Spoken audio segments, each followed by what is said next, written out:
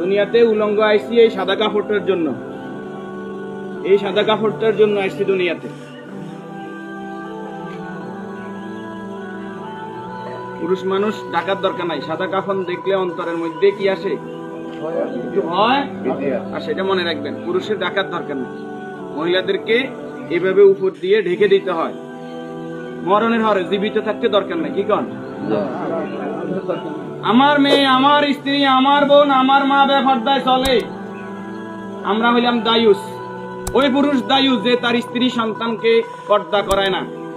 আপনি থাকতে আপনার স্ত্রী কিভাবে ফেরিওয়ালার সামনে যায় আলু খাইস কিনে, আপনি দেশে থাকতে, আপনি এলাকা থাকতে আপনার স্ত্রী কিভাবে মার্কেটিং করে যায়, এভাবে বাজার সদাই করে, আপনি পুরুষ কেন পর্দার ব্যাপারে সচেতন নয়? আপনার উপযুক্ত মেয়ে ওড়না ছাড়া ঘর থেকে বের হয় কিভাবে? আপনার মেয়ে, আমার মেয়ে কিভাবে পায়জামা টাকনুর উপরে পরে? আমার ছেলে কিভাবে পায়জামা টাকনুর নিচে পরে? আমার টাকা দিয়ে আমার ছেলে সিগারেট খায়, আমার টাকা দিয়ে আমার টাকার এমবি খরচ করে আমার ছেলে মেয়ে ঘরের মধ্যে গান বাজনা করে। আপনি পুরুষ উদাসীন, আপনার খবর নাই। খোদার কসম, দায়ুস ওই পুরুষ যে পুরুষ তার পরিবারকে দিন শিক্ষা দেয় না, কোরআন শিক্ষা দেয় না, পর্দার কথা বলে না। আর দায়ুস জাহান্নামে যাবে। এই দুনিয়াতে আসছে সাদা কাপড়টার জন্য, শুধু এই সাদা কাপড়টা অ্যারেস্ট করার জন্য। কিন্তু এই সাদা কাপড়টাও নিজের টাকায় কিনা হয়, নিজের টাকায় কিনা হয়। কেউ না কেউ, আমরা অনেক সময় শুনছি যে 3.5 হাতের মালিক ছাড়া আমি ন, আমি নিজে 8-10টা কবর এইভাবে দিছি যে উনি যে জায়গা দেখাই গেছে এই জায়গায় কবর দিন, আর জায়গা দিন আমাদের বাড়িতে। কথা কি বুঝতে পারছেন? উনি যে জায়গা দেখাই গেছে ওই জায়গায় দিতে পারি নাই বিভিন্ন কারণে। ওই জায়গার মধ্যে হয়তো পুরান কবর পড়ছে, অথবা ওই জায়গার মধ্যে খাদ গর্ত বেশি, পানি হয়ে গেছে।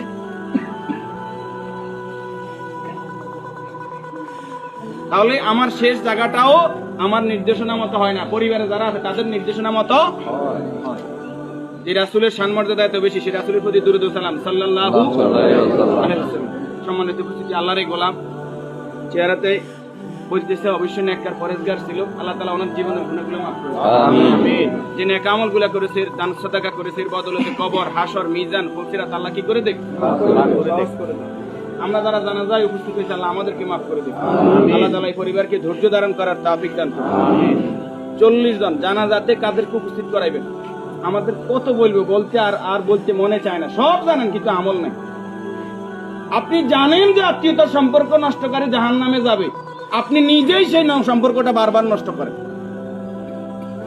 আপনি জানেন যে আগে সালাম দিতে হবে, আপনি সালাম দেন না। আপনি জানেন যে নিজের জন্য যেটা ভালো মনে করি, অপরের জন্য সেটা ভালো মনে না করলে আমি ইমানদার নয়। আপনি জানেন প্রতিবেশীর হক নষ্ট করলে ইমানদার নয়। কই নেই, সব শুধু জানি, আমল করি না। আমাদের মাঝ থেকে আমলটা দূরে সরে গেছে। এই নেককার গোলাম জানাজাতে নামাজি পরেজগার লোক, শিরিক মুক্ত লোক, আপনার দৃষ্টিতে যিনি শিরিক মুক্ত, এরকম 40 জন লোক যদি দোয়া করে, আল্লাহ তাআলা ওই দোয়া কি করে? কবুল করে। 40 জন হাইবেন, আইতেন না। উনি নামাজি পরেজগার, উনি হয়তো আপনি মনে করেন যে মাজারে সেজদা দেন শুধু কবিরা গুনাহ, মাজারে সেজদা দেন বুঝি শিরক। শনিবার মঙ্গলবার কি শিরক না? শনিবার মঙ্গলবার হিসাব করা শিরক ননি? শিরক, এটাও শিরক। এই যে জাদু টোনা করা, এটা কি শিরক ননি? গণকের কাছে যাওয়া, বান্দর গনাইতে যায়, মানুষ গনাইতে যায়, চুরি করছে কে, আনা চাইতে যায়, এগুলো সবগুলো কি বড় শিরক। যেটা জনগণ সকল ক্ষমতার উৎস, ঠিক ননি? জনগণ সকল ক্ষমতার উৎস, সকল ক্ষমতার মালিক কে? তো যেই দল, যেই সংগঠন, যেই রাজনীতি আমাকে বলে জনগণ সকল ক্ষমতার উৎস, এই রাজনীতি করা কি শিরক না? এই জিনিসটা কেন বুঝিনি আমরা?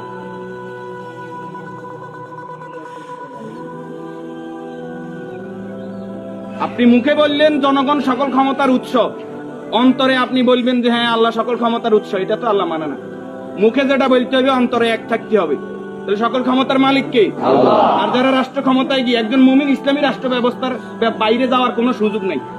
যদি আওয়ামী লীগ আবার তওবা ইস্তেগফার করি আই কয় যে আমরা আল্লাহর আইন অনুযায়ী রাষ্ট্র চালাইম, আমরা কইম আলহামদুলিল্লাহ। বিএনপি যদি কালকে বলে যে আমরা রাষ্ট্র চালাইম আল্লাহর আইন অনুযায়ী, কোরআনের আইন দিয়ে রাষ্ট্র চলবে, সৎ নামাজি ফরেজগার লোকরা চেয়ারম্যান মেম্বার হইব, তাকওয়াবান হইব, আমরা বিএনপির সাথে আছি, বিএনপি কে ভোট দেব।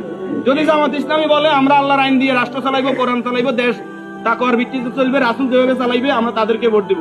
যদি চরমরাই বলে তাদেরকে ভোট দিব। আমাদের ব্যক্তিগত কারো কোনো আরশ নাই। আমরা এই জমিন আল্লাহর, এই জমিনে আইন চলবে কার? আল্লাহ। এবার যেই আসুক এই তকমা নিয়ে আমরা তাদের সাথে আছি। রাজি আছেন? ইনশাআল্লাহ। আল্লাহ তাআলা আমাদেরকে কবুল করুন। আমিন। এই মুহূর্তে